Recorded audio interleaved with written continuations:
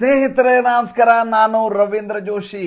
ನಿನ್ನೆ ಜಂತರ್ ಮಂತರ್ನಲ್ಲಿ ಒಂದು ಸಣ್ಣ ಮಟ್ಟದ ಚಕಮಕಿ ನಡೆಯಿತು ಪೊಲೀಸರು ಮತ್ತು ಪ್ರತಿಭಟನೆಕಾರರ ಮಧ್ಯದಲ್ಲಿ. ವಿಷಯ ಏನು? ಅಲ್ಲಿ AISF ಮತ್ತು SFI ವಿದ್ಯಾರ್ಥಿ ಸಂಘಟನೆಯವರು ಒಂದು ಬುಕ್ ಸ್ಟಾಲನ್ನು ಹಾಕ್ಕೊಂಡಿದ್ರು ಪ್ರತಿಭಟನೆಯ ಸ್ಥಳದಲ್ಲಿ. ಈಗ ಅದು ಯಾವ ರೀತಿಯಾಗಿದೆ ಅಂದರೆ ಒಂದು ಪಿಕ್ನಿಕ್ ಸ್ಪಾಟ್ ಥರ ಆಗಿದೆ. ಒಂದಷ್ಟು ಜನ ಬಂದು ಏನು ನಡೀತಾ ಇದೆ ನೋಡ್ಕೊಂಡು ಹೋಗುವಂಥ ಜನ, ಮತ್ತೊಂದಷ್ಟು ಜನ ಇದನ್ನೇನಾದರೂ ರೀಲ್ ಮಾಡಿ ಸೋಷಿಯಲ್ ಮೀಡಿಯಾದಲ್ಲಿ ಇನ್ಫ್ಲುಯೆನ್ಸ್ ಮಾಡಬಹುದಾ ಅಂತ, ವ್ಯೂಸ್ ತೊಗೋಬಹುದಾ ಅಂತ ಓಡಾಡುವಂಥ ಒಂದಷ್ಟು ಜನ ಬೇರೆ ಕೆಲಸ ಇಲ್ಲ, ಇಲ್ಲಿ ಬಂದರೆ ಒಂದಷ್ಟು ಟೈಮ್ ಪಾಸ್ ಆಗತ್ತೆ ಅಂತ ಬರೋ ಜನ, ಇನ್ನೂ ಒಂದಿಷ್ಟು ಜನ ಊಟದ ಸಮಯಕ್ಕೆ ಸರಿಯಾಗಿ ಬಂದು ಪೊಗದಸ್ತಾಗಿ ಊಟ ಮಾಡಿ ಹೋಗುವಂಥ ಜನ. ಇದನ್ನು ಸ್ವತಃ ಸೋನಮ್ ವಾಂಗ್ಚುಕ್ ಅವರು ಕೂಡ ಹೇಳಿದರು. ಈ ರೀತಿಯಾಗಿ ತಿನ್ನೋದನ್ನು ನೋಡಿದರೆ ನನಗೆ ಭಾಳ ಬೇಸರ ಆಗತ್ತೆ ಅನ್ನುವಂಥ ಮಾತನ್ನು ಸ್ವತಃ ಇವರ ಧುರೀಣ, ಇವರ ಮುಖಂಡ ಸೋನಮ್ ವಾಂಗ್ಚುಕ್ ಮೈಕ್ ಹಿಡ್ಕೊಂಡು ಅಲ್ಲಿ ನೆರೆದಂಥ ಪ್ರತಿಭಟನೆಕಾರರಿಗೆ ಹೇಳಿದರು. ಇಡೀ ದಿವಸ ತಿಂತಾ ಇರ್ತೀರಿ, ಒಂದು ದಿವಸ ಆದರೂ ಉಪವಾಸ ಇದು ತೋರಿಸಿ ಅಂತ ಸೋನಮ್ ವಾಂಗ್ಚುಕ್ ಹೇಳಿದರು. ಅದಕ್ಕೆ ಕಾರಣವೂ ಇದೆ. ಮಧ್ಯರಾತ್ರಿ 3 ಗಂಟೆಗೆ ರಾಜ್ಭೋಗ್ ಎನ್ನುವಂಥ ಒಂದು ಸ್ವೀಟು ಒಂದು 300 ಪಟ್ಟ ಬರ್ತದೆ. ರಾಜ್ಭೋಗ್ ಅಂತ ಉತ್ತರ ಭಾರತದಲ್ಲಿ ಭಾಳ ಪ್ರಖ್ಯಾತವಾದಂಥ ಸ್ವೀಟ್, ಅದು ಸಿಹಿ ಖಾದ್ಯ. ಮೇಲೆ ನೋಡ್ಲಿಕ್ಕೆ ರಸಗುಲ್ಲ ಥರ ಇರ್ತವೆ, ಕೆಳಗಡೆ ಸಕ್ಕರೆ ಪಾಕ ಇರುವಂಥದ್ದು ಸ್ವೀಟನ್ನು ಎಲ್ಲ ಕಡೆ ಹಂಚ್ತಾ ಇದ್ರು. ಈ ರಾಜ್ಭೋಗ್ ಹಂಚುವುದನ್ನು ನೋಡಿಕೊಂಡು ಪಾಪ ಉಪವಾಸ ಬಿದ್ದಂಥ ಮನುಷ್ಯನ ಸ್ಥಿತಿ ಹೇಗಾಗಿರುತ್ತೆ ಆಲೋಚನೆ ಮಾಡಿ. ನಾನು ಮಾತಾಡ್ತಾ ಇರೋದು ಅಲ್ಲಿಯ ಬುಕ್ ಸ್ಟಾಲ್ ಬಗ್ಗೆ. ಪೊಲೀಸರು ಹೇಳ್ತಾರೆ, ಈ ಜಾಗದಲ್ಲಿ ಮೊದಲೇದಾಗಿ ನಿಮಗೆ ಅನುಮತಿಯೇ ಇಲ್ಲ ಪ್ರತಿಭಟನೆ ಮಾಡಲಿಕ್ಕೆ. ಹಾಗಿರುವಾಗ ನೀವು ಈ ರೀತಿ ಬುಕ್ ಸ್ಟಾಲ್ ಹಾಕ್ಕೊಂಡು ಪರ್ಮನೆಂಟ್ ಟೆಂಟ್ ಹಾಕ್ಕೊಂಡು ಇಲ್ಲಿ ಇರಲಿಕ್ಕೆ ನಾವು ಆಸ್ಪದವನ್ನು ಕೊಡಲಿಕ್ಕೆ ಆಗೋದಿಲ್ಲ. ಅದಕ್ಕಿಂತ ಹಿಂದಿನ ದಿವಸ ಇನ್ನೊಂದು ಗಲಾಟೆ ಆಗಿತ್ತು. ಏನಂತ? ಭಾನುವಾರ ದಿವಸ ಈಥೇನ್ ವಿರುದ್ಧವಾಗಿ ಒಂದು ಹೋರಾಟ. ಆ ಪ್ರತಿಭಟನೆಕಾರರು ಬಂದು ಇಲ್ಲೇ ಜಂತರ್ ಮಂತರ್ನಲ್ಲಿ ಠಿಕಾಣಿ ಹೂಡಲಿಕ್ಕೆ ಪ್ರಯತ್ನ ಮಾಡಿದರು.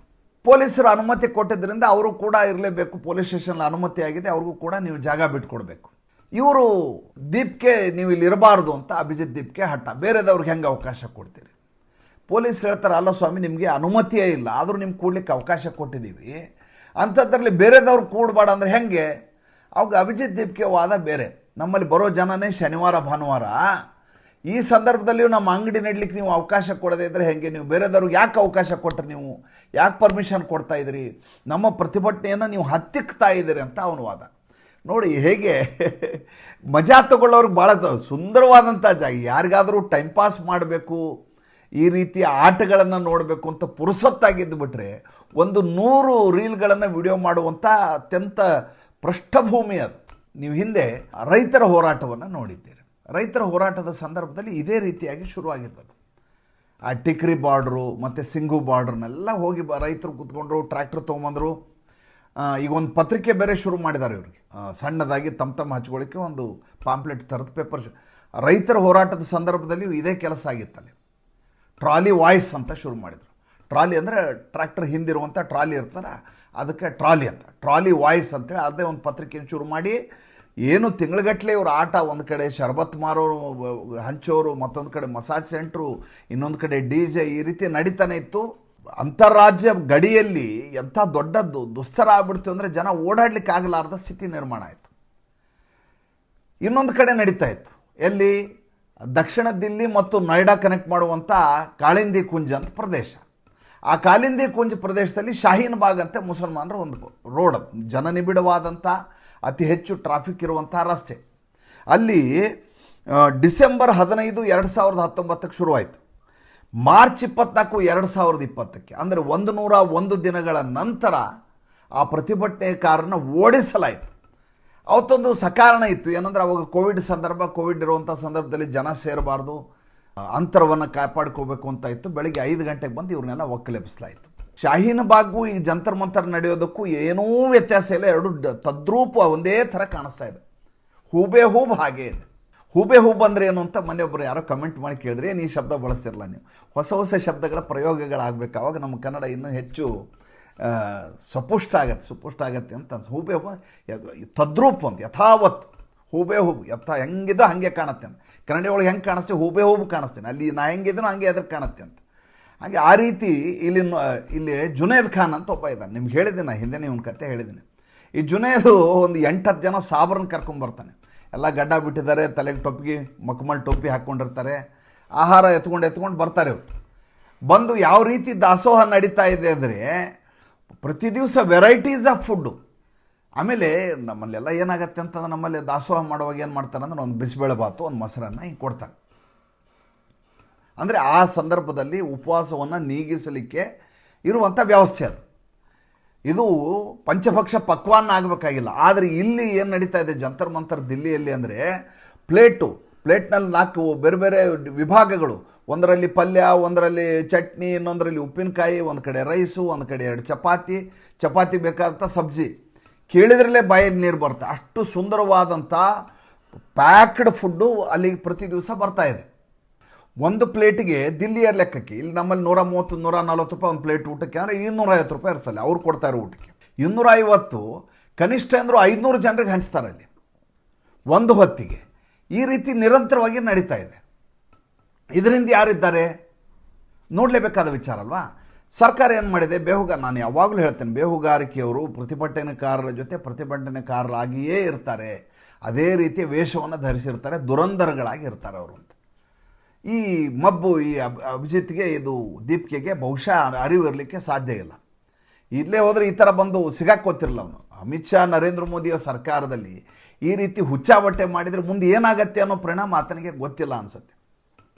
ಕನ್ನಯ್ಯ ಕುಮಾರ್ ಸ್ಥಿತಿ ಇವತ್ತು ಏನಿದೆ, ಎಲೆಕ್ಷನ್ ನಿಂತಿರ್ಬೋದು, ಹೆಲಿಕಾಪ್ಟರ್ ಓಡಾಡ್ಬೋದು, ರಾಹುಲ್ ಗಾಂಧಿ ಪಕ್ಕಕ್ಕೆ ಕೂತ್ಬೋದು, ಕಾಂಗ್ರೆಸ್ಸಲ್ಲಿ ದೊಡ್ಡ ಸ್ಥಾನಮಾನ ಕೊಟ್ಟಿರ್ಬೋದು, ಬಟ್ ಕೇರ್ ಆಫ್ ಫುಟ್ಪಾತೆ ಅವನು. ಈ ಅಭಿಜಿತ್ ದೀಪ್ಗೆ ಇವನ ಕತೆ ಭಿನ್ನವಾಗಿ ಏನೂ ಇರೋದಿಲ್ಲ. ಆದರೆ ತೊಂದರೆ ಕೊಡಬಹುದಾದಷ್ಟು ತೊಂದರೆಯನ್ನು ಆತ ಕೊಡಬಲ್ಲ ಅನ್ನೋದು ನಾ ಹೇಳೋ ಮಾತು. ಹೇಳಿದೆ ನಾನು ಏನಂತ, ಈ ಬುಕ್ ಸ್ಟಾಲ್ ಇಡೋ ವಿಚಾರ ಮಾತಾಡ್ತಾ ಇದ್ದೆ. ಈ ಟಿಕ್ರಿ ಬಾರ್ಡ್ರು, ಆಮೇಲೆ ಸಿಂಗು ಬಾರ್ಡ್ರು, ಈ ಶಾಹೀನ್ ಬಾಗು, ಇಲ್ಲೆಲ್ಲ ಬುಕ್ ಸ್ಟಾಲ್ಗಳನ್ನೇ ಮೊದಲಿಟ್ಟದ್ದು. ನೋಡೋರಿಗೆ ಏನು ಅನ್ಸುತ್ತೆ ಅಂದರೆ ಒಂದು ಒಳ್ಳೆ ಪ್ರತಿಭಟನೆ, ಇಲ್ಲಿ ಓದೋರಿಗೆ ಓದಲಿಕ್ಕೆ ಅವಕಾಶ ಇದೆ, ವಿಚಾರವಾದ ನಡೆಯುತ್ತೆ, ಇಲ್ಲಿ ದಾಸ್ತೋವಸ್ಕಿ ಪುಸ್ತಕ ಇರುತ್ತೆ, ಅರಿಸ್ಟಾಟಲ್ ಬಗ್ಗೆ ಪುಸ್ತಕಗಳಿರ್ತವೆ ಅಂತ ನೋಡೋರಿಗೆ ಅನಿಸುತ್ತೆ. ಅಂದರೆ ಇದಕ್ಕೊಂದು ಪಾವಿತ್ರ್ಯತೆ, ಘನತೆ ಕೊಡುವ ಪ್ರಯತ್ನ. ಅದ್ರ ಹಿಂದಿರುವ ಅಜೆಂಡಾ ಯಾರಿಗೂ ಅರ್ಥ ಆಗಲ್ಲ. ಅದರಿಂದ ಅರುಂಧತಿ ರಾಯ್ ಬರ್ತಾರೆ, ಅರುಂಧತಿ ರಾಯ್ ಬಂದು ಏನು ತುಂಬ್ತಾರೆ. ಆ ಕಡೆಯಿಂದ ಸಂಜಯ್ ಸಿಂಗ್ ಅಂತ ಒಬ್ಬ ಬ್ಲ್ಯಾಕ್ ಮಾರ್ಕೆಟಿಯರ್ ಬರ್ತಾನೆ. ಆತ ಸಂಸತ್ ಅಧಿವೇಶನವೇ ಮಾನ್ಸೂನ್ ಅಧಿವೇಶನ ನಡೀಲಾರ್ದಂಗೆ ನೋಡ್ಕೋತೀನಿ ಅಂತ ಆತ ಹೇಳ್ತಾನೆ. ಈ ಕಡೆಯಿಂದ ಬೃಂದಾ ಕ್ಯಾರೆಟ್ ಬರ್ತಾರೆ, ಅಜೆಂಡಾಧಾರಿಗಳೆಲ್ಲ ಬಂದು ಸೇರ್ತಾರೆ, ಆಂದೋಲನ ಜೀವಿಗಳು ಯೋಗೇಂದ್ರ ಯಾದವ್ ಥರದವ್ರು ಬರ್ತಾರೆ. ಇದು ಏನಾಗಿದೆ ಅಂದರೆ, ಒಂದು ಕಡೆ ಬೇಸತ್ತು ಹೋಗಿರುವಂಥ ಅಭಿಜಿತ್ ದೀಪ್ಗೆ, ಆತನಿಗೆ ಇದರ ಟೆಂಪೋವನ್ನು ಮೇಂಟೈನ್ ಮಾಡಲಿಕ್ಕೆ ಆಗಲೇ ಇಲ್ಲ. ಇದರ ಕಾವು ಇದೆಯಲ್ಲ, ಆ ಕಾವನ್ನು ಹಾಗೆ ಹದವಾಗಿ ಇಟ್ಕೊಳ್ಳಿಕ್ಕೆ ಅವನ ಕಡೆ ಸಾಧ್ಯ ಆಗಲಿಲ್ಲ. ಏಕೆಂದರೆ ಆತನಿಗೆ ಈ ಚಳವಳಿಯ ಹಿಂದೆ ಗುರುತರವಾದಂಥ ಯಾವುದೋ ಒಂದು ಘನಿಷ್ಠವಾದಂಥ ಒಂದು ಉದ್ದೇಶ ಇರಬೇಕು. ನೀವು ನಿರ್ಭಯಾಗೆ ನ್ಯಾಯ ಸಿಗಲಿ ಅನ್ನುವಂಥ ಹೋರಾಟ ಇದೆ. ಅದರಿಂದ ಘನಿಷ್ಠವಾದಂಥ ಒಂದು ಸಂಕಲ್ಪ ಇದೆ. ಅದರಿಂದ ಮಹಿಳೆಯರ ಅತ್ಯಾಚಾರ ಆಗಬಾರ್ದು, ಅವ್ರಿಗೆ ಭದ್ರತೆ ಕೊಡಬೇಕು, ಯಾರಾದರೂ ಒಪ್ಕೋಬೇಕಾದಂಥ ಮಾತು. ನೀವೊಬ್ಬ ಮಿನಿಸ್ಟರ್ನ ನೀವು ರಾಜೀನಾಮೆ ಕೊಡಿಸಿ ಆ ಸ್ಥಾನದಲ್ಲಿ ಆಯಿತು, ಮಿನಿಸ್ಟರ್ ರಾಜೀನಾಮೆ ಕೊಟ್ಟ ಧರ್ಮೇಂದ್ರ ಪ್ರಧಾನ್, ಮುಂದೇನು ವ್ಯವಸ್ಥೆ ಬದಲಾಗತ್ತಾ? ಆತ ಹೇಳೋದೇನು ಅಂದರೆ, ಧರ್ಮೇಂದ್ರ ಪ್ರಧಾನ್ ರಾಜೀನಾಮೆ ಕೊಟ್ಕೊಂಡು ಉಳಿದವರೆಲ್ಲ ಅಲರ್ಟ್ ಆಗ್ತಾರೆ. ಅಲ್ಲ ರೀ, ಉಳಿದ ಮಿನಿಸ್ಟರ್ಗಳನ್ನ ಅಲರ್ಟ್ ಮಾಡಲಿಕ್ಕೆ ಇವನಿಗೆ ರಾಜೀನಾಮೆ ಕೊಡಿಸಿದ್ರೆ ಹೆಂಗೆ ಸಮಸ್ಯೆ ಬಗೆಹರಿಯುತ್ತೆ? ಆಯಿತು, ನೀವು ಹೋಗಿ ಕೂತ್ಕೊಳ್ಳಿಕ್ಕೆ ಸಾಧ್ಯ ಇದೆಯಾ? ನೀನೊಂದು ರಾಜಕೀಯ ಶಕ್ತಿಯಾ? ಖಂಡಿತ ಅಲ್ಲ. ಈ ಕನಿಷ್ಠ ಸೂಕ್ಷ್ಮತೆಗಳಿವಲ್ಲ, ಈ ಸೂಕ್ಷ್ಮತೆಗಳು ಆತನಿಗೆ ಅರ್ಥ ಆಗ್ತಾ ಇಲ್ಲ. ಆತನಿಗೆ ದೊಡ್ಡದಾಗಿ ತಾನು ಲೀಡರ್ ಆಗ್ತಾ ಇದ್ದೀನಿ ರಾಷ್ಟ್ರಮಟ್ಟದಲ್ಲಿ ಅಂತ ಅಂದ್ಕೊಂಡಿದ್ದಾನೆ. ಆ ಶಕ್ತಿಯನ್ನು ಈತ ಮುಂದ್ಗಡೆ ಇರುವಂಥ ಒಂದು ಪಪೆಟ್ ಈತ, ಬೆದರು ಬೊಂಬೆ. ಈತನ ಹಿಂದೆ ಅರವಿಂದ್ ಕೇಜ್ರಿವಾಲ್ ಇದ್ದಾರೆ, ಈತನ ಹಿಂದೆ ಸಂಜಯ್ ಸಿಂಗ್ ಇದ್ದಾರೆ. ಇವರಿಷ್ಟು ಹಿಂದೆ ಕಪಟನ ವೇಷ ಹಾಕ್ಕೊಂಡು ಹಿಂದ್ಗಡೆ ಇದ್ದರು. ಈಗ ಮುಂದಿನ ಎದುರುಗಡೆ ವೇದಿಕೆ ಮೇಲೆ ಬಂದು ಮಾತಾಡ್ಲಿಕ್ಕೆ ಶುರು ಮಾಡಿದ್ದಾರೆ. ಬೃಂದಾ ಕ್ಯಾರೆಟ್ ಇಷ್ಟು ದಿವಸ ಮಾತಾಡಲಿಲ್ಲ, ಮೇ 20ಕ್ಕೆ ಶುರುವಾದಂಥದ್ದು ಇದು. 3ನೇ ತಾರೀಕು 4ನೇ ತಾರೀಕು ಬಂದರು. ಹಾಗೆ ನೋಡಿದರೆ ಏರ್ಪೋರ್ಟಲ್ಲಿ ಈತ ಇಳಿದ ತಕ್ಷಣ ಫಸ್ಟ್ ಕಾಲ್ ಮಾಡಿದ್ದೆ ಬೃಂದಾ ಕ್ಯಾರೆಟ್ಗೆ, ನಿಮ್ಮ ವಿದ್ಯಾರ್ಥಿಗಳನ್ನೆಲ್ಲ ಎಡಚರನ್ನೆಲ್ಲ ಕಳಿಸ್ಕೊಡಿ ಅಂತ ಕೇಳ್ಕೊಂಡಿದ್ರು. ಆ ಫೋನ್ ಕಾಲ್ ರೆಕಾರ್ಡ್ ಇದೆ. ಜೊತೆಗೆ ಅಲ್ಲಿ ನಡೀತಾ ಇರುವಂಥ ಉಪದ್ವ್ಯಾಪಗಳು, ಅಲ್ಲಿ ಒಂದಷ್ಟು ಜನ ಹಿಂದುತ್ವದ ಹೋರಾಟದ ಜೊತೆ ಬಂದ್ಬಿಡ್ತಾರೆ. ನೀವು ಹಿಂದುತ್ವದ ವಿರುದ್ಧ ಮಾತಾಡ್ತಾ ಇದ್ರಿ ಅಂತ ಒಂದಷ್ಟು ಜನ ಬರ್ತಾರೆ. ಮನುವಾದಿಗಳಂತ ಅಂದರೆ ಹೆಂಗಂದ್ರಿ ನೀವು ಅಂತ ಒಂದಷ್ಟು ಜನ ಕೇಳ್ತಾರೆ. ಕೇವಲ ಅಂಬೇಡ್ಕರ್ವಾದ ಯಾಕೆ ಮಾತಾಡ್ತಾ ಇದೆ ಅಂತ ಇನ್ನೊಂದು ಜನ ಕೇಳ್ತಾರೆ. ಈ ಗುಲ್ಲು ಇದೆಯಲ್ಲ, ಈ ಗೊಂದಲ, ಈ ಗಲಾಟೆ ನೋಡಿದರೆ, ಜಂತರ್ ಮಂತರ್ನಲ್ಲಿ ಇವತ್ತಿನ ಸ್ಥಿತಿಯನ್ನು ನೋಡಿದರೆ ಇಲ್ಲಿಂದ ಹೆಂಗೆ ಓಡಿ ಹೋಗಲಿ ಅಂತ ಅಭಿಜಿತ್ ದೀಪ್ಗೆ ಆಲೋಚನೆ ಮಾಡ್ತಾ ಇರ್ತಾನೆ. ನೋಡಿ, ಸರ್ಕಾರದ ನಿಲುವನ್ನು ನೋಡಿ, ನಾನು ಮೊದಲೇ ದಿವಸದಿಂದ ಹೇಳ್ತಾ ಇದ್ದೇನೆ, ಇದನ್ನು ಬಿಟ್ಟುಬಿಟ್ರೆ ಇದು ಶಾಹೀನ್ ಬಾಗ್ ಆಗುತ್ತೆ. ಇವತ್ತಾಗಿರೋದು ಅದೇ. ಜುನೇದ್ ಖಾನ್ ಕೇಳಿದ್ರೆ ನಿನ್ನ ಹತ್ರ ದುಡ್ಡು ಎಲ್ಲಿದೆಯಪ್ಪ ಅಂತ ಕೇಳಿದರೆ ನನ್ನ ಹತ್ರ ಎಲ್ಲಿದೆ ದುಡ್ಡು, ನಾನೊಬ್ಬ ಲಾಯರು, ನನಗೆ ಪ್ರಾಕ್ಟೀಸ್ ಇಲ್ಲ, ನನ್ನ ಹತ್ರ ದುಡ್ಡಿಲ್ಲ ಅಂತ ಆತ ಹೇಳ್ತಾನೆ. ಆತನ ಜೊತೆ ಇನ್ನೊಬ್ಬ ಬಂದಿದ್ದಾನೆ. ಆತನು ಗಡ್ಡ ಬಿಟ್ಕೊಂಡು, ಆತನ ಹೆಸರು ನನಗೆ ಗೊತ್ತಿಲ್ಲ, ಫಕ್ರುದ್ದೀನ್ ಅಂತ ಇಟ್ಕೊಡ್ರಿ, ಇಮಾಮ್ ಅಂತ ಇಟ್ಕೊಡ್ರಿ, ಮೊಹಮ್ಮದ್, ಯಾವುದೋ ಒಂದು ಹೆಸರು ಹೇಳ್ಬೋದು ನೀವು. ಯಾವ ಹೆಸರು ಹೇಳಿದ್ರು ನಡೆಯುತ್ತೆ ಅವ್ರಿಗೆ. ಯಾಕೆ ಅವ್ರ ಮನೇಲಿ 5 ಜನ ಅದೇ ಹೆಸರು ಅವರು ಇರ್ತಾರೆ. ಆತ ಮೊಬೈಲ್ ರಿಪೇರಿ ಮಾಡ್ತಾನಂತೆ. ಆತ ದಿನಕ್ಕೆ ಒಂದು 25,000, 50,000, 1 ಲಕ್ಷ ರೂಪಾಯಿದಷ್ಟು ಊಟವನ್ನು ಕೊಡುವಂಥ ಕೆಪಾಸಿಟೀಸ್ ಇರುವಂಥ ವ್ಯಕ್ತಿ. ಸಮರ್ಥನ ಇಲ್ಲ. ಹಾಗೆ ಹಿಂದೆ ಯಾರೋ ಕೊಟ್ಟು ಕಳಿಸ್ತಾ ಇದ್ದಾರೆ. ಯಾರು ಕೊಟ್ಟು ಕಳಿಸ್ತಾ ಇದ್ದಾರೆ? ಈತ ಗಲಾಟೆ ಮಾಡಿದೆ. ಏನಂತ?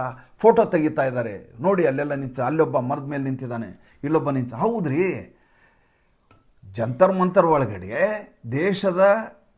ದೇಶವನ್ನು ವಿಚ್ಛಿದ್ರಗೊಳಿಸ್ಬೇಕನ್ನುವಂಥ ಶಕ್ತಿಗಳು ಯಾವುದಾದ್ರೂ ಇದ್ದರೆ ಸೆರೆ ಹಿಡಿಯಬೇಕಲ್ವಾ? ಇದೇ ದಿಲ್ಲಿಯಲ್ಲಿ ತಾನೇ ಮೊನ್ನೆ ಬಾಂಬ್ ಬ್ಲಾಸ್ಟ್ ಆಗಿದ್ದು. ಹರಿಯಾಣದಿಂದ ಬಂದು, ಶ್ರೀನಗರದಿಂದ ಬಂದು, ಕಾಶ್ಮೀರದಿಂದ ಬಂದು ದಿಲ್ಲಿಯಲ್ಲಿ ನೆಟ್ವರ್ಕ್ ಕ್ರಿಯೇಟ್ ಮಾಡಿ, ಇಲ್ಲಿರುವ ಸ್ಲೀಪರ್ಸ್ ಎಲ್ಲವನ್ನು ಅಲರ್ಟ್ ಮಾಡಿ, ಕಾರ್ ಪಾರ್ಕಿಂಗ್ ಜಾಗದಲ್ಲಿ ಇದ್ಕೊಂಡು 4 ತಾಸು ಒಬ್ಬ ವ್ಯಕ್ತಿ ಇದ್ದು ಬಾಂಬ್ ಬ್ಲಾಸ್ಟ್ ಮಾಡೋದ ದಿಲ್ಲಿಯಲ್ಲಿ. ಅದೇ ದಿಲ್ಲಿಯಲ್ಲಿ ನೀವು ಪ್ರತಿಭಟನೆ ಮಾಡ್ತಾ ಇದ್ರಿ. ಬರ್ತಾ ಇರೋ ವ್ಯಕ್ತಿಗಳು ಯಾರು ಅಂತ ಸರ್ಕಾರ ಗಮನಿಸ್ಬೇಕಾ, ಗಮನಿಸಬಾರ್ದಾ? ಗುಪ್ತಚರ ದಾಳಿ ಹೆಚ್ಚು ಕಮ್ಮಿ ಆದಾಗ ಯಾರನ್ನು ಕೇಳ್ತೀರಿ? ನಿಮ್ಮ ಗುಪ್ತಚರ ಇಲಾಖೆ ಏನು ಮಾಡ್ತಾ ಇದೆ, ಯಾಕೆ ಸುಮ್ಮನೆ ಇದ್ದೀರಿ ಅಂತ ಗಲಾಟೆ ಮಾಡ್ತೀರಿ. ಗುಪ್ತಚರ ಇಲಾಖೆ ಕೆಲಸ ಏನು? ಯಾರು ಓಡಾಡ್ತಾ ಇದ್ದಾರೆ, ಏನು ಮಾಡ್ತಾ ಇದ್ದಾರೆ? ಇದರಿಂದ ಯಾವುದಾದ್ರೂ ಶಕ್ತಿಗಳು ಬಳಸ್ಕೊಳ್ಳೋ ಪ್ರಯತ್ನ ಮಾಡ್ತಾ ಇದ್ದಾವ? ಯಾವುದೋ ದೇಶ ವಿದ್ರೋಹಿ ಶಕ್ತಿಗಳು, ಇವರೇ ದೇಶ ವಿದ್ರೋಹಿ, ಅದು ಬೇರೆ ವಿಚಾರ. ಇನ್ನು ಅದಕ್ಕಿಂತ ಹೆಚ್ಚು ಘನೀಕೃತವಾದ, ಅಂದರೆ ಇಂಟೆನ್ಸ್ ಆಗಿ ಏನಾದರೂ ಮಾಡುವಂಥ ವ್ಯಕ್ತಿಗಳು ಯಾರಾದರೂ ಇದ್ದಾರಾ? ನೋಡಬೇಕಾದ ಕೆಲಸ ಯಾರ್ದು? ಬೇವುಗಾರಿಕೆ. ಅವ್ರು ಫೋಟೋನು ತೆಗಿತಾರೆ, ವಿಡಿಯೋನು ಮಾಡ್ತಾರೆ, ಮಾಡೋರೆ ಅವರು. ನೀವು ಕದ್ದು ಮುಚ್ಚಿ ಮಹಿಳೆಯರ ಚಿತ್ರವನ್ನು ಹಿಡಿಯಲಾಗ್ತಾ ಇದೆ, ಲೇಡೀಸ್ದು. ಸ್ವಾಮಿ, ಮನೆ ಒಳಗಡೆ ಖಾಸಗಿಯಾಗಿರುವ ಮಹಿಳೆಯ ಚಿತ್ರವನ್ನು ಹಿಡಿಬಾರ್ದು. ನೀವು ಪ್ರತಿಭಟನೆಗೆ ಬಂದು ಕೂತಿರುವಂಥ ಜನರ ಚಿತ್ರ ಹಿಡಿಯೋದ್ರಲ್ಲಿ ಯಾವ ತಪ್ಪಿದೆ? ಇದು ಹೇಗೆ ಟ್ರೆಸ್ಪಾಸ್ ಆಗುತ್ತೆ? ಇದನ್ನು ಯಾರು ಹೇಳೋರು ಅಭಿಜಿತ್ ದೀಪಿಕೆಗೆ? ನಾನಿಲ್ಲಿ ಬುಕ್ ಸ್ಟಾಲ್ ವಿಷಯ. ಬುಕ್ ಸ್ಟಾಲ್ ಇಡೋ ಮೂಲಕ ಮೊದಲು ಬುಕ್ ಸ್ಟಾಲ್ ಇಡ್ತಾರೆ. ಬುಕ್ ಸ್ಟಾಲ್ ಇದ್ದ ತಕ್ಷಣ ಪಕ್ಕದಲ್ಲಿ ಒಂದು ಅಂಗಡಿ ತೆಗಿತಾರೆ. ಅಂಗಡಿ ಪಕ್ಕದಲ್ಲಿ ಇನ್ನೊಂದು ದಂಧೆ ಶುರು ಆಗುತ್ತೆ. ಹೀಗೆ ನಿರಂತರವಾಗಿ ನೆಟ್ವರ್ಕ್ ಮಾಡಿಕೊಂಡು ಜಾಗವನ್ನು ಕಬಳಿಸಿ ತಮ್ಮ ಕಾರಸ್ಥಾನಕ್ಕೆ ಯೋಗ್ಯವಾದ ಜಾಗ ಮಾಡಬೇಕಾದದ್ದು ಇವ್ರ ಉದ್ದೇಶ ಆಗಿದೆ. ಇವತ್ತು ಯಾವ ನ್ಯೂಸ್ ಚಾನಲ್, ಹಿಂದಿ ಚಾನಲ್ಗಳು ಈ ಕಾಕ್ರೋಚ್ ಪಾರ್ಟಿಯ ಪ್ರತಿಭಟನೆಯನ್ನು ತೋರಿಸ್ತಾ ಇಲ್ಲ, ಜಿರಳೆಗಳ ಹಾವಳಿಯನ್ನು ತೋರಿಸ್ತಾ ಇಲ್ಲ. ಯಾಕೆ ತೋರಿಸ್ತಾ ಇಲ್ಲ? ಯಾಕೆಂದರೆ ಅದಕ್ಕೆ ಮೈಲೇಜ್ ಇಲ್ಲ, ಅದಕ್ಕೆ ರೀಚ್ ಇಲ್ಲ, ಇದರ ಬಗ್ಗೆ ತೀವ್ರತೆ ಎಲ್ಲಿಯೂ ಇಲ್ಲ, ಪರಿಣಾಮಕಾರಿಯಾಗಿ ಸರ್ಕಾರವನ್ನು ಅಲುಗಾಡಿಸ್ಲಿಕ್ಕೆ ಹೋಗಿಲ್ಲ. ಹಾಗಾದರೆ ಅಮಿತ್ ಶಾ, ನರೇಂದ್ರ ಮೋದಿ ಯಾಕೆ ಸುಮ್ಮನೆ ಕೂತಿದ್ದಾರೆ? ಅವ್ರು ನೋಡ್ತಾ ಇದ್ದಾರೆ ಸೋನಮ್ ವಾಂಗ್ಚುಕ್ ಎಷ್ಟು ದಿವಸ ಪಾಯ್ಖಾನೆಯಲ್ಲಿ ಕೂತ್ಕೊಂಡು ಊಟ ಮಾಡಬಲ್ಲ, ನಂಬರ್ 1. ಎರಡನೇದು, ಅಭಿಜಿತ್ ದೀಪ್ಕೆ ಅನ್ನುವಂಥ ಪಡಪೋಷಿ ಯಾರ್ಯಾರನ್ನ ಸಂಪರ್ಕ ಮಾಡ್ತಾ ಇದ್ದರೆ ಇದರಿಂದ ಯಾವ್ಯಾವ ಶಕ್ತಿಗಳಿದ್ದಾವೆ ಒಂದೊಂದಾಗಿ ಹೊರಗೆ ಬರ್ಲಿಕ್ಕೆ ಶುರು ಆಗಿದ್ದಾವೆ. ಇದರಿಂದ ಯಾರೋ ಅನ್ನ ಕೊಟ್ಟು ಕಳಿಸ್ತಾರೆ, ಇನ್ಯಾರೋ ರಾಜ್ಭೋಗ್ ಸ್ವೀಟ್ ಕೊಟ್ಟು ಕಳಿಸ್ತಾರೆ, ಇನ್ಯಾರೋ ಮತ್ತಿನ್ನೇನೋ ಕೊಟ್ಟು ಕಳಿಸ್ತಾರೆ, ಚಾಕ್ಲೇಟ್ ರಾಶಿ ಬಂದುಬಿಡ್ತಾ ಇದೆ, ಪಾಪ್ಕಾರ್ನ್ಗಳು ಬಂದಿದ್ದಾವೆ, ಕುರ್ಕುರೆ ಇದ್ದಾವೆ, ದೊಡ್ಡ ದೊಡ್ಡ ಎಲ್ಲ ರಾಶಿ ಹೇರಲಾಗಿದೆ. ಇವೆಲ್ಲ ಎಲ್ಲಿಂದ ಬರ್ತಾವಂತ ರೂಟ್ ಹುಡುಕ್ಬೇಕಲ್ವಾ? ರೂಟ್ ಹುಡುಕ್ಲಾರ್ದೆ ಇಲ್ಲಿ ಮುಂಚೆನೇ ತುದಿಯನ್ನಷ್ಟೇ ಕಟ್ ಮಾಡಿದರೆ ಹಿಂದಿರೋ ಬಾಲವನ್ನು ನೋಡೋರು ಯಾರು? ಈಗಿರುವಂಥ ಆತಂಕ ಏನು? ಮಾನ್ಸೂನ್ ಅಧಿವೇಶನ ಬರುತ್ತೆ. ಮಾನ್ಸೂನ್ ಅಧಿವೇಶನದಲ್ಲಿ ಇದೇ ವಿಷಯ ಇಟ್ಕೊಂಡು ಗಲಾಟೆ ಮಾಡ್ತೀನಿ ಅಂತ ಈ ಸಂಜಯ್ ಸಿಂಗ್ ಹೇಳಿದ್ದಾನೆ. ಜೊತೆಗೆ ಅಯೋಧ್ಯೆ ರಾಮ ಮಂದಿರ ಇಶ್ಯೂ ಬೇರೆ ಸಿಕ್ಕಿದೆ. ಪ್ರತಿ ಬಾರಿ ಅಧಿವೇಶನವನ್ನು ನಡೆಸಲಾರ್ದಾಗ ಹೇಗೆ ಇದನ್ನು ಮೊಟಕುಗೊಳಿಸಬೇಕು, ಹೇಗೆ ಕಾರ್ಯಸಾಧನೆ ಆಗಲಾರ್ದಾಗ ಮಾಡಬೇಕು ಅನ್ನೋದೇ ವಿಪಕ್ಷದ 1 ಪಾಯಿಂಟ್ ಅಜೆಂಡಾ ಇರುತ್ತೆ. ಈ ಅಜೆಂಡಾ ಇದಿಲ್ಲ ಅಂದರೂ ಇನ್ನೊಂದು ಅಜೆಂಡಾ ತೊಗೊಂಡು ಹೋಗ್ತಾರೆ. ಆದರೆ ಮಜಾ ಏನಂದರೆ ಈ ವಿಷಯವನ್ನು ಇಟ್ಕೊಂಡು ಮಾತಾಡಲಿಕ್ಕೆ ಅವ್ರ ಹತ್ರ ಯಾವುದೇ ರೀತಿಯದಾದಂಥ ಖಚಿತವಾದಂಥ ಹಿಂಗೆ ಆಗಬೇಕು, ಸರ್ಕಾರದ ಮೇಲೆ ಒತ್ತಡವನ್ನು ಹೇರಬೇಕು ಅನ್ನುವಂಥ ಒಂದಷ್ಟು ಪಾಯಿಂಟ್ಗಳಿರ್ಬೇಕಲ್ಲ, ಆ ಅಂಶಗಳಿಲ್ಲದೆ ತ್ರಿಶಂಕು ನರಕದಲ್ಲಿ ಇವರೆಲ್ಲ ಒದ್ದಾಡ್ತಾ ಇದ್ದಾರೆ. ಇದನ್ನು ನೋಡುವ ಖುಷಿ ಬಹುಶಃ ಅಮಿತ್ ಶಾ, ನರೇಂದ್ರ ಮೋದಿ ಅವ್ರಿಗೆ ಇದೆ ಅಂತ ಕಾಣುತ್ತೆ. ಅದಕ್ಕೋಸ್ಕರ ಜೂನ್ 20ರಿಂದ ಈ ಹೋರಾಟ ಶುರುವಾಗಿದೆ. ಇಲ್ಲಿವರೆಗೂ ಸುಮ್ಮನೆ ಇದ್ದಾರೆ ಅಂದರೆ ಹೆಂಗೆ ಸುಮ್ಮನಿದ್ದಾರೆ? ಅದೇ ಕಾರಣ ತಾನೆ ಇವರ ವಿಲಿ ಒದ್ದಾಟವನ್ನು ಅವರು ಗಮನಿಸಬೇಕು ಅನ್ನುವಂಥ ದೃಷ್ಟಿಯಿಂದ ಕಾಯ್ಕೊಂಡು ಕೂತಿದ್ದಾರೆ ಅಂತ ನನಗನ್ಸುತ್ತೆ. ನೋಡೋಣ ಮುಂದೆ ಏನಾಗುತ್ತೆ. ಮುಂದಿನ ಸಂಚಿಕೆಯಲ್ಲಿ ಮಾತಾಡ್ತೇನೆ. ಸಂಚಿಕೆ ಇಷ್ಟ ಆದರೆ ಲೈಕ್ ಮಾಡಿ, ಫಾಲೋ ಮಾಡಿ, ಶೇರ್ ಮಾಡಿ. ನಮ್ಮ ಮುಕ್ತ ಪತ್ರಿಕೋದ್ಯಮಕ್ಕೆ ಆರ್ಥಿಕವಾಗಿ ಬೆಂಗಾವಲಾಗಿ ನಮಸ್ಕಾರ.